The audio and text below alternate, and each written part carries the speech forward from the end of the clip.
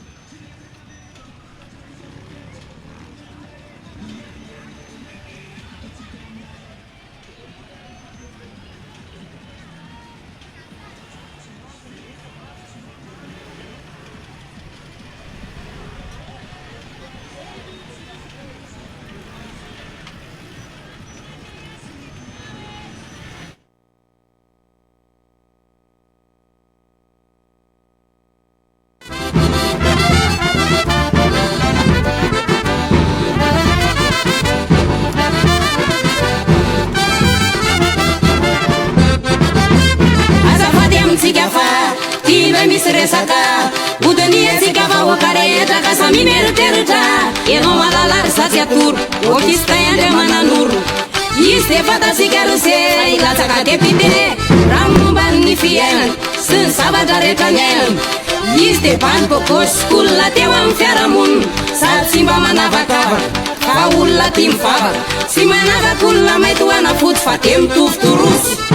tataraiko ombenombeny de sele minisitra vita batemy tao amin'ny sainteresy isotry ary de zanaka mbodiny sotry fianatry ny bebe tsy mba ta sezeza 67 hectare mbola sy vitany zany fidiko tao faravohatra zily fery izy de zanaka ambany tanàna mpandobary akaiky fanjakana tandremisika manaritra akery fa izy de olony ny serasera malala fomba ary tena misaina iray ministry ny kolotsaina tao arapetako miasy minisy fa mivahoaka ny teze milisy alafary sy milafo nefa tsy matao dalana ny faefatra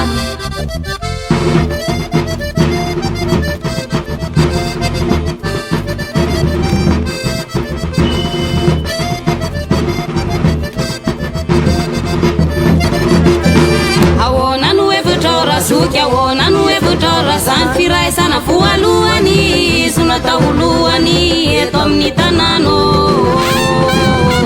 namandena mpeta kala na fai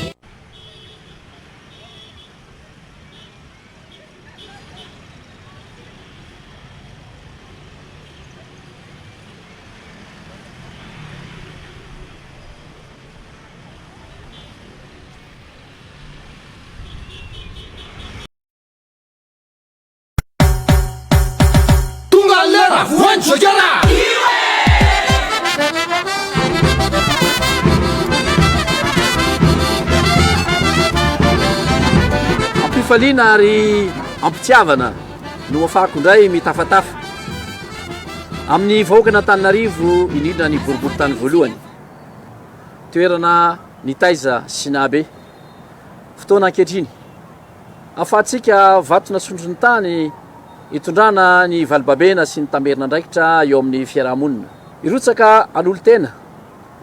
ifidiana ho solombavam-bahoakan'i Madagasikara ny tenanay Augustin Andriamananoro mitondra ny laharana faefatra ary mino aho fa itsika rehetra izay miarady amin'ny maro anisa kandidany vahoaka natolotry ny filoham-pirenena miaraka amin'ny Andry Rajoelina io no hoentsika indray hitondra fandraisena hitondra fandrosoana ampiray sy ampivondrona anandratra ny iva ametraka ny soatoavina eny amin'ny fiarahamonina mba hiadanam-pinaritra Madagasikara tsy maintsy mandroso